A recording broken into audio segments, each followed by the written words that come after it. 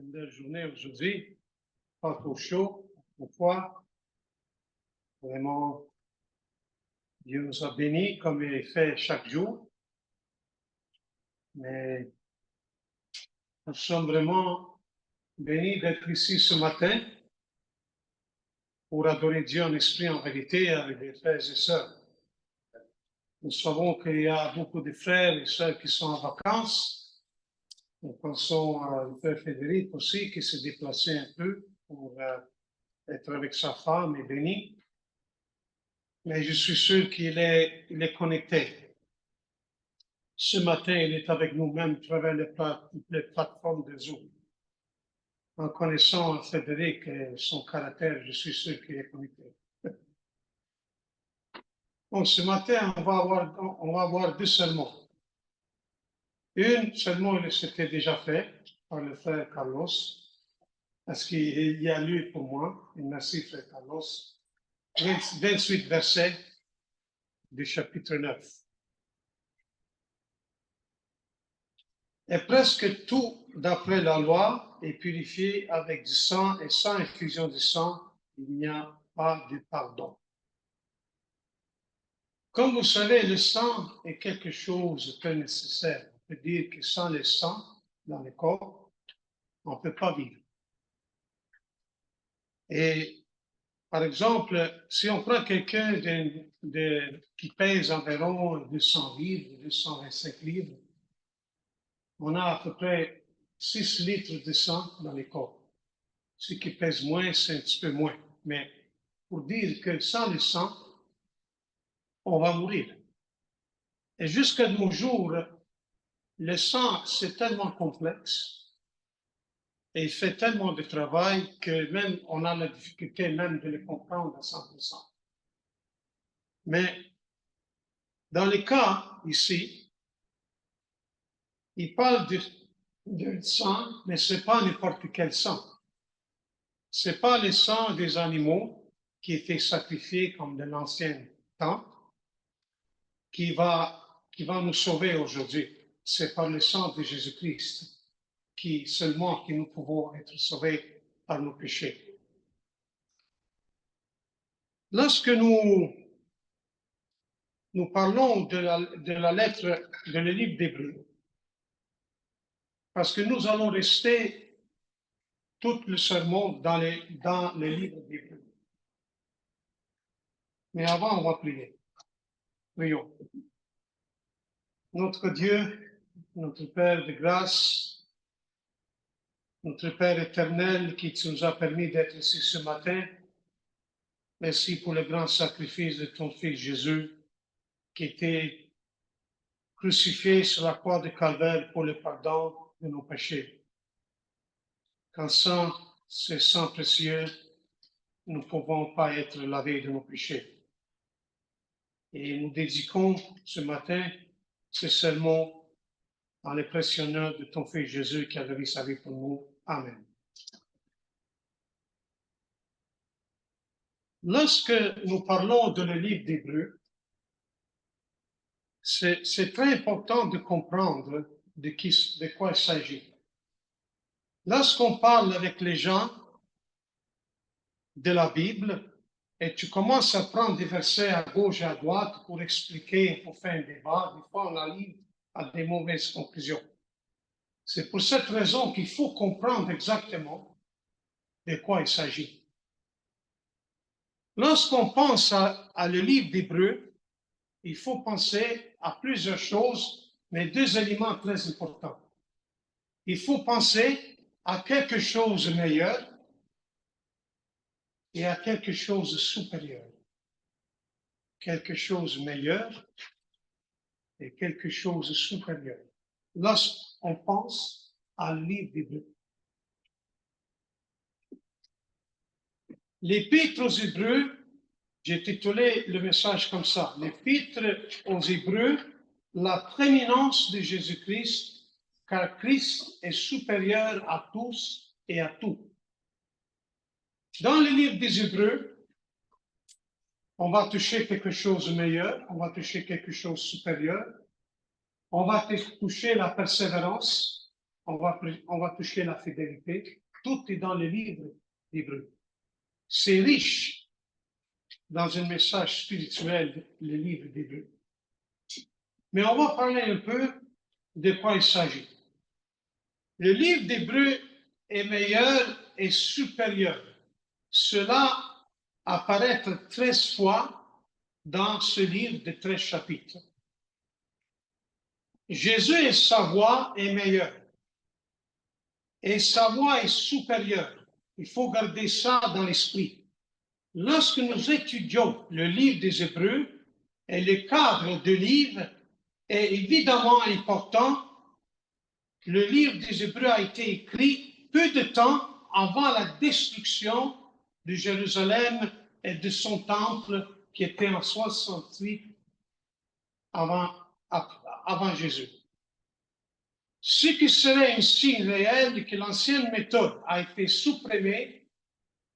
Et vous regardez le livre des Hébreux en particulier, il souligne que ce que nous avons en Jésus est tellement mieux, tellement supérieur, il ne faut pas revenir à un autre système. Très important cela. Parce que c'est meilleur de tous les autres systèmes, c'est meilleur de l'ancienne loi, l'ancienne méthode. Les premiers chrétiens étaient des chrétiens juifs. Il n'y avait pas de chrétiens gentils comme moi et toi. Au début, il n'y en avait pas. La première congrégation de l'Église du Seigneur était composée de juifs. Il n'y avait pas de gentils. Les premières écritures utilisées pour prouver que Christ était le Messie étaient les écritures juives que nous appelons l'Ancien Testament.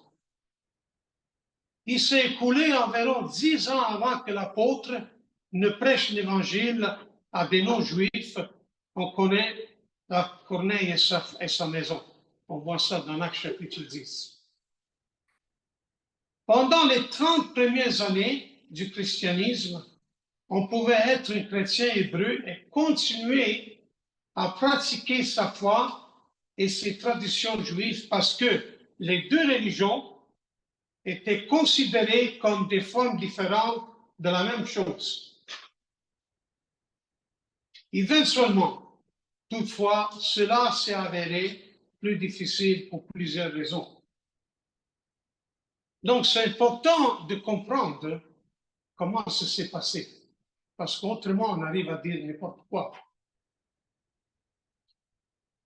La religion juive est devenue plus hostile envers le christianisme dans la persécution que nous connaissons lorsque Saul a persécuté l'Église, en Actes chapitre 9. Les chrétiens juifs conservateurs voulaient garder le christianisme dans le contexte et sous le contrôle de la religion juive, le judaïsme, comme nous pouvons voir en Actes chapitre 9 et suivant. Le gouvernement romain a commencé à faire une distinction entre les deux religions. Il avait juste la considération du christianisme comme une secte intérieure du judaïsme. Seul le judaïsme était une religion légale dans l'Empire romain, alors que le christianisme ainsi que d'autres religions ont été interdits par le gouvernement. Et on voit ça dans l'exécution de Paul en 2 Timothée, chapitre 4 à 6. À cause de toutes ces pressions, de nombreux chrétiens juifs devraient choisir de retourner à leur ancienne religion ou soit de rompre complètement avec le judaïsme pour embrasser pleinement le christianisme. Ils ne pouvaient plus pratiquer les deux. La lettre aux Hébreux a donc été écrite pour les convaincre qu'ils avaient bien choisi en devenant chrétiens et qu'ils devaient persévérer dans ce choix. La raison par laquelle cette lettre était écrite, c'est pour les convaincre de rester et de comprendre que le choix qu'ils avaient fait d'être chrétien devait être persévéré dans ce choix-là. Hébreux chapitre 6, 11 et 12. Nous désirons que chacun de nous montre la même zèle pour conserver jusqu'à la fin une pleine espérance. Hébreux chapitre 6, 12, en sorte que vous ne vous relâchez point et que vous imitez ceux qui par la foi et la persévérance héritent les promesses. Cet épître était adressé aux Hébreux et n'a pas été écrit comme une épître générale à tous les Juifs, mais elle aurait pu être utilisée de cette manière si nécessaire. Cette lettre, par conséquent, s'adresse à un groupe spécifique que l'auteur connaisse et qu'il avait l'intention de visiter. En Hébreux chapitre 13, verset 23, vers la fin du livre d'Hébreux. Dans l'année 33 à 60 après Jésus-Christ, Hébreux, on voit ça dans l'Hébreux chapitre 3 et 4, et 13 et 7, il parle des dirigeants de l'Église et de la fin de leur vie. Cela suggère qu'au moins une ou deux générations se sont écoulées depuis l'établissement initial de l'Église de Jérusalem.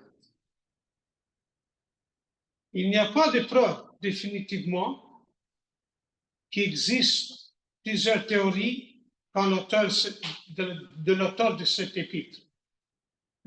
Qui a écrit le livre d'Hébreux n'est pas clair qu'il a écrit.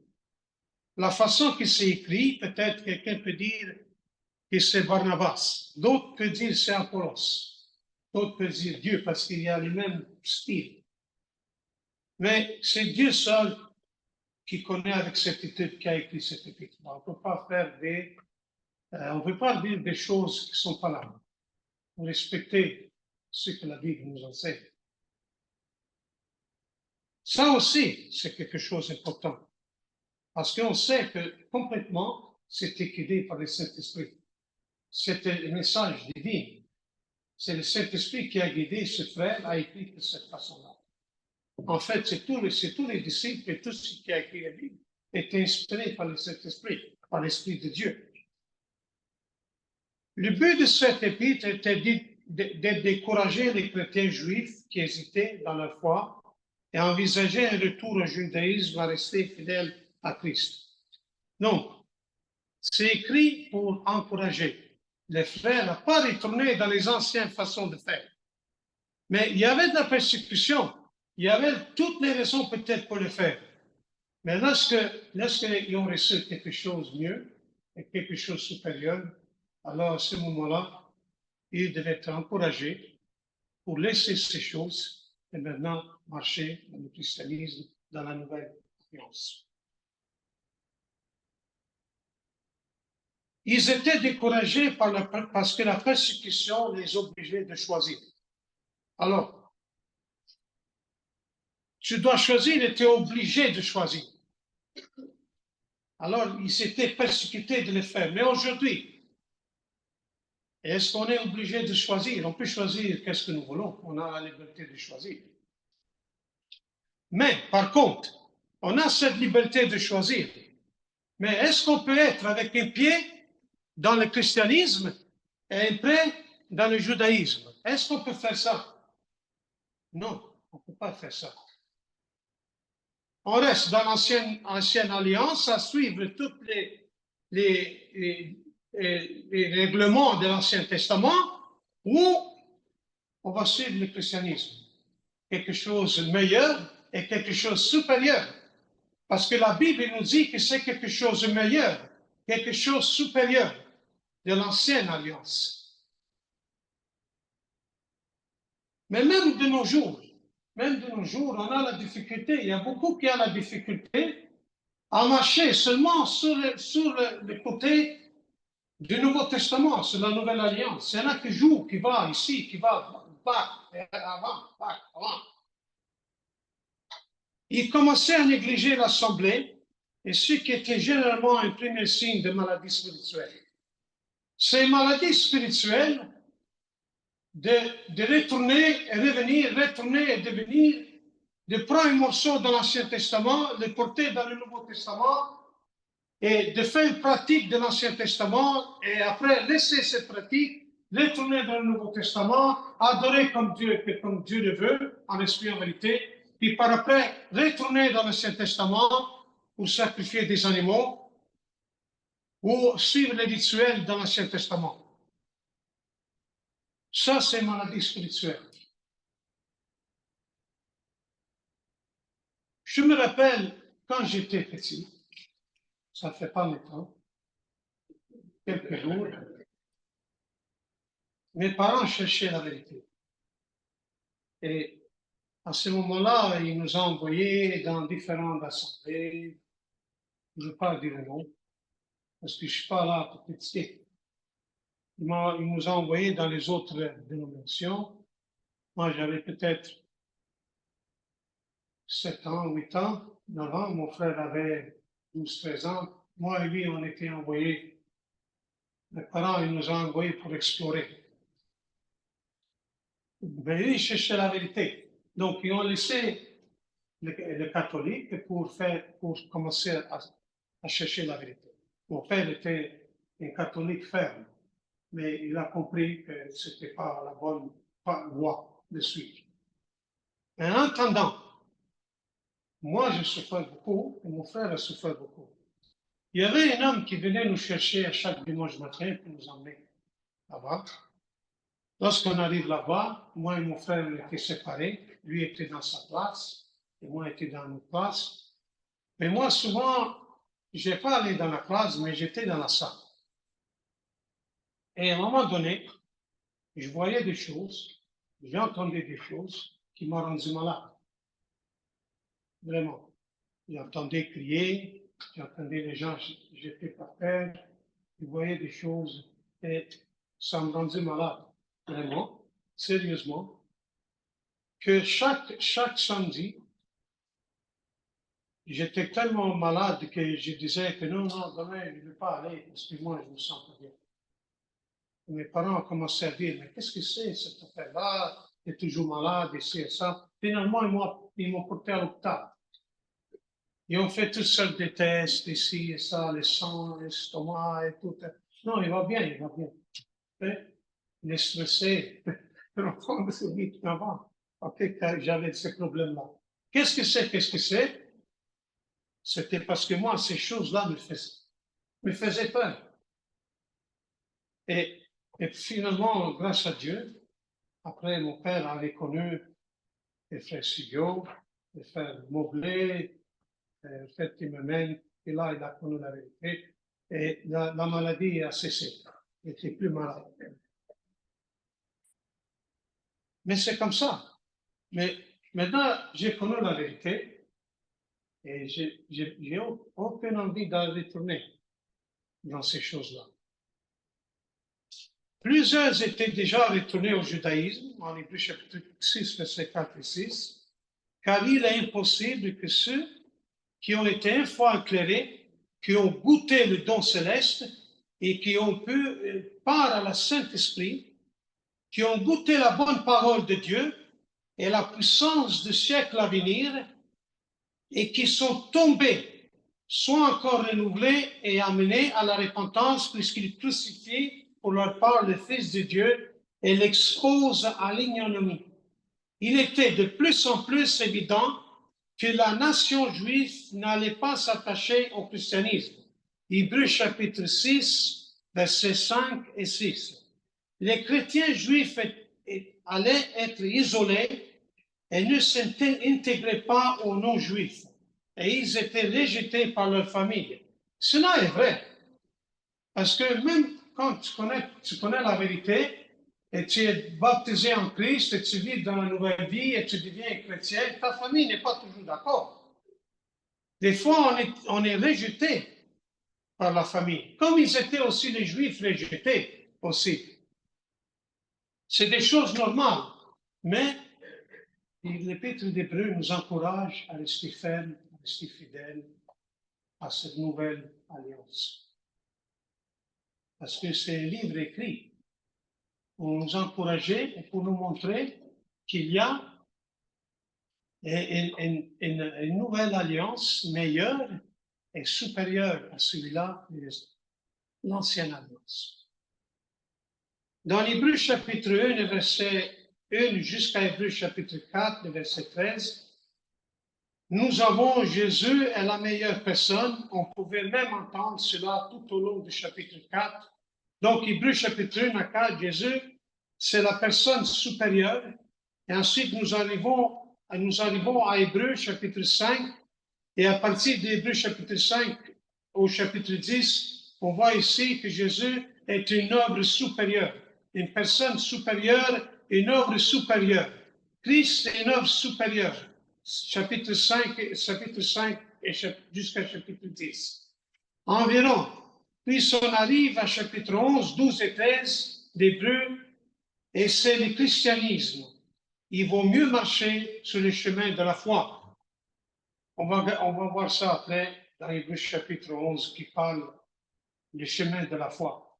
Et on parle de les pionniers de la foi et on parle de les héros de la foi en Hébreux chapitre 11. Plein des exemples. Il y a plein des exemples en hébreu qui peuvent nous aider et vraiment qui peut aider aussi les Juifs et peut aider tout le monde qui veut demeurer dans le christianisme de suivre ces exemples-là, au lieu de retourner toujours dans l'ancienne alliance. En disant dans la Bible, on va lire le premier chapitre d'Hébreux. On voit ici que la Bible parle de 7 choses à propos de Jésus. Venez avec moi, s'il vous plaît. Hébreux chapitre 1, on va commencer à lire jusqu'à verset 4, ok? Après avoir autrefois, plusieurs manières, parlé à nos pères par les prophètes, Dieu, dans son dernier temps, nous a parlé par le Fils, qu'il a établi héritier de toutes choses, par lesquelles il a aussi créé le monde, et qui attend le reflet de sa gloire et l'empreinte de sa présence, et soutenant toutes choses par sa propre puissance, a fait la purification des péchés et s'est assis à la droite de majesté divine dans les lieux très hauts, devenant autant supérieur aux anges qu'il a hérité de noms plus excellents que leur.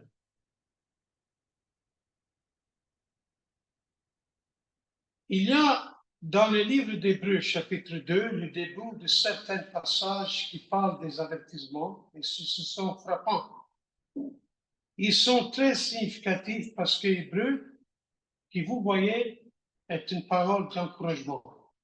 Hébreux chapitre 13, verset 22. C'est une parole d'encouragement pour empêcher les chrétiens juifs de retourner au judaïsme, de s'accrocher à ce qui est mieux. Vous s'accrochez à quelque chose qui est mieux et quelque chose qui est supérieur encore. Si vous revenez au judaïsme, vous reviendrez à quelque chose qui a bien été aboli. Alors, quoi sert-il à consommer, à offrir à Dieu des choses qui sont abolies? Pensons-nous que Dieu va continuer à accepter les choses que lui-même a abolies et il va les accepter? Si ces choses-là étaient abolies, alors ils sont abolis. Alors nous ne pouvons pas retourner dans les choses qui étaient abolies pour rendre Dieu agréable, pour être agréable devant Dieu. Ça ne va jamais arriver parce que Dieu ne peut pas aller contre sa volonté. Nous regardons Hébreux chapitre 2 et le premier des 5 grands passages d'avertissement se trouve dans Hébreux chapitre 2, verset 1 jusqu'à chapitre 4. Il y a des dangers de s'écarter de la parole de Dieu. Nous devons prêter une attention plus diligente aux choses que nous avons préconisées de peur de nous éloigner. Hébreux chapitre 2, verset 3. Comment échapperons-nous et négligeant un si grand salut qui annonce d'abord par le Seigneur qui nous a été confirmé par ceux qui l'ont entendu? Nous ne pouvons pas négliger les choses que Dieu nous a données à suivre. Nous ne pouvons pas négliger ce salut, ce grand salut que Dieu nous a donné à travers Jésus-Christ. On ne peut pas le négliger. On sait que lorsqu'on néglige quelque chose, trop tard, ça va être pourri. Si par exemple, on abandonne cet lieu, trop tard, tu vas avoir les araignées, tu vas avoir toutes sortes d'animaux ici qui vont faire sa maison ici, parce que c'est abandonné. On ne peut pas négliger rien, mais surtout le salut. Il y en a ceux qui ont reçu le salut, mais ils négligent, dans le sens pour dire que Dieu le salue, moi, il n'y a pas de trop je l'ai reçu maintenant, qu'est-ce qu'il y a à faire? Maintenant, je l'ai, et quoi faire maintenant? Je vais le négliger. Non. Et on ne peut pas le négliger, le salut, si grand salut que nous avons reçu. Il faut suivre, il faut persévérer. Il faut prier, il faut chanter, il faut être avec des frères et sœurs. Il faut étudier sa parole. Il faut prêcher sa parole. Sinon, on va négliger, on est en train de négliger, on ne peut pas le négliger, c'est un grand péché de négliger le salut que nous avons reçu.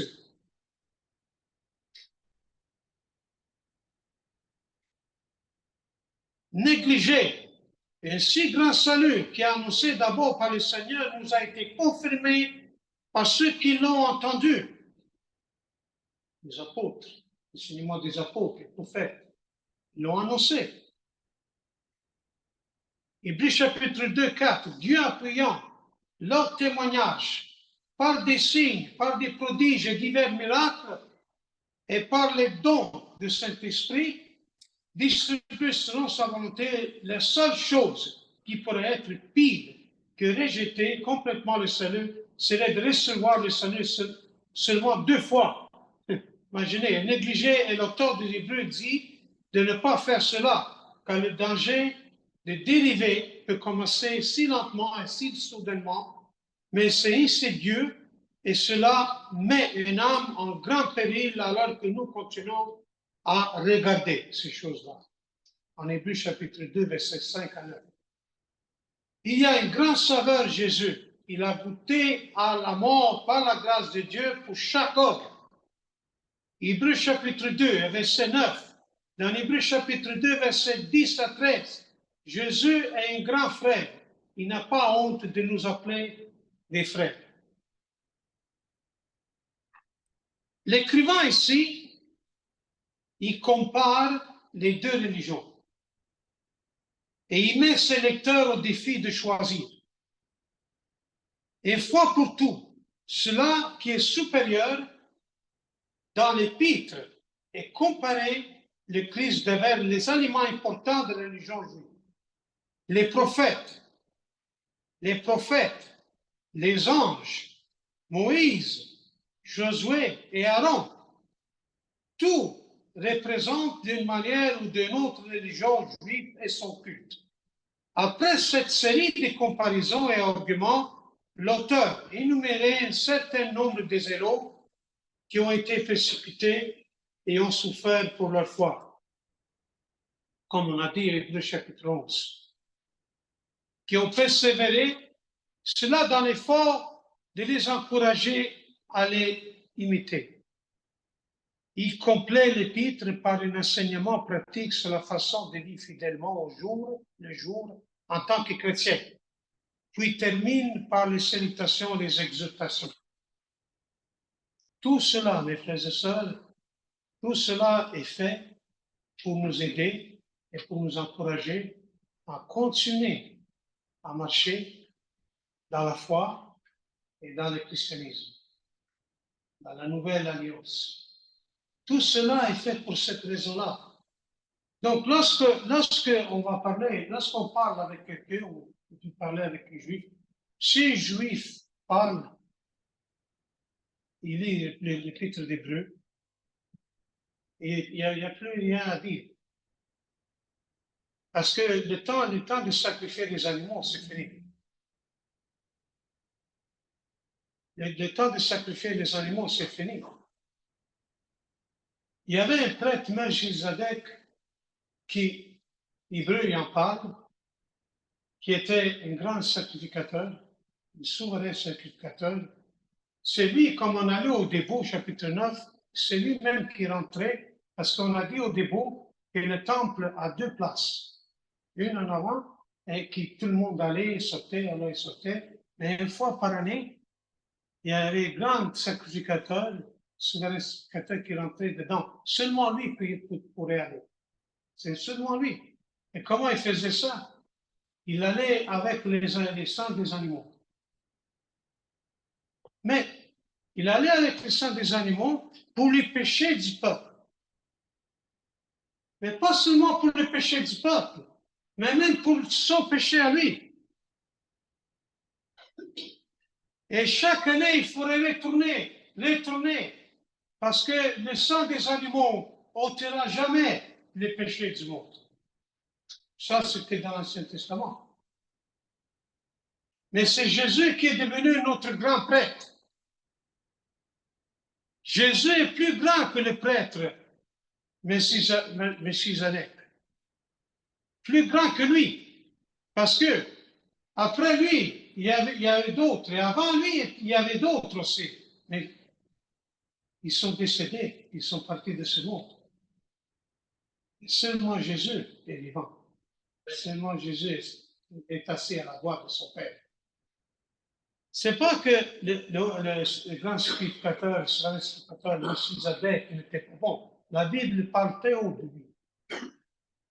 Mais lui, il venait des tribus de Lévi. Les tribus de Lévi, il y avait une descendance de prêtres. Mais Jésus vient des tribus de Juda. Et lui est devenu le grand sacrificateur, le souverain prêtre, quelque chose de meilleur et quelque chose de supérieur. Et lui n'est pas mort. Il est assis à côté de son Père, sur le trône de son Père, à la droite de son Père.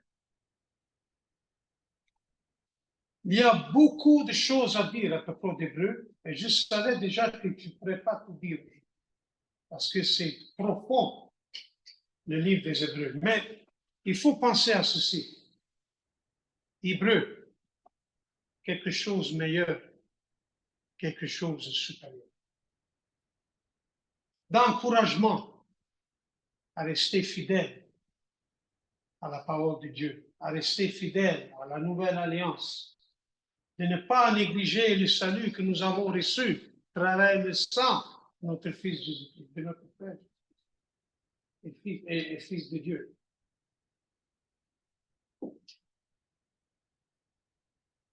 Dans la Bible ici, dans le livre d'Hébreux, je vous encourage de le lire profondément, parce que Jésus est supérieur à les prophètes. Jésus est supérieur à les anges. Jésus est supérieur à Moïse. Pourquoi cela est mentionné dans le livre d'Hébreux? Parce que dans la tête des Juifs, recevoir des messages par des anges envoyés, c'est bon. Les messages étaient envoyés parce qu'il dit que les envoyés. Donc Dieu ne se trompe pas. Tout ce que Dieu fait, c'est bon. Mais cette mentalité-là de recevoir des messages encore par les anges pendant la nuit, tu dors, tu as une révélation, ça n'existe plus.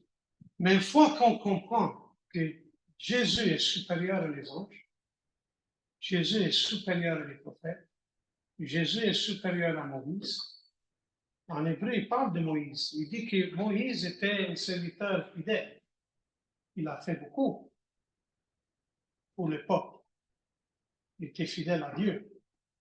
Mais est-ce qu'il faut retourner dans le message de Moïse? Il faut retourner à attendre que la nuit, il y a un ange qui vient nous porter quelque chose de différent. Est-ce qu'il faut prophétiser d'autres choses? Alors, si c'est comme ça, alors à ce moment-là, c'est Jésus qui s'est minimisé. Comme ils faisaient les pharisiens. Est-ce que c'est le fils de charpentier? Jésus prêchait l'évangile et les pharisiens ils ont dit c'est ce que c'est le fils de charpentier. Comme le charpentier, c'est qui le charpentier? Un homme modeste, un homme simple. Est-ce que ça se peut qu'aujourd'hui, un fils de charpentier, peut connaître la volonté de Dieu? Jésus est toujours minimisé. Mais Hébreu, il met Jésus là, de ce toutes choses. De ce toutes choses. Il n'y a rien.